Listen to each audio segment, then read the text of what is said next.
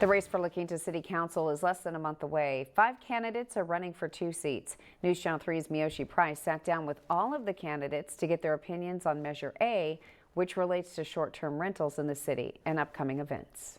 There are a number of issues that have the residents of La Quinta divided, like Measure A.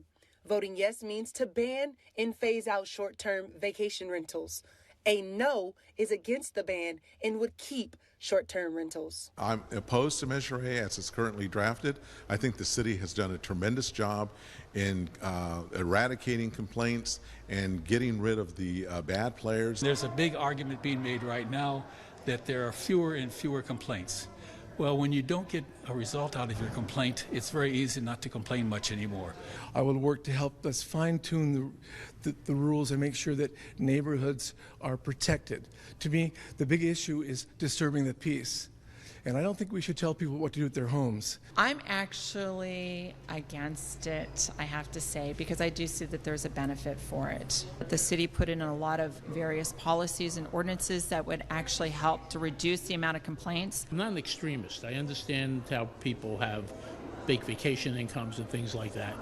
But when the way it is, if it's yes or no, I am definitely yes. Joe Johnson previously worked for the Department of Consumer Affairs as an investigator. Deborah McGarry has been working with local government for the last 20 years. Brian Hanrahan is a retired teacher who ran for office back in the 80s. He wants to see more development in the city of La Quinta. John Pena is a current council member, and he has also served as mayor. Richard Gray is an ex-diplomat who worked with the Architectural Landscape Review Board for 5 years. Each candidate shared their thoughts on the upcoming Ironman, which caused controversy in its first year because of traffic issues. I think the city has done a great job with regards to providing education and communicating to the residents of it coming out and where the roads are going to be closed. Again, it's not like an all-week thing. It's one day, and I think it helps to provide tourism. The CHP, they do a really good job of bringing thousands of cars in and getting thousands of cars out. And that's what we do here. We're a resort, and people are going to come into our village, in our city. I think the Ironman has proven to be very, very good for the city.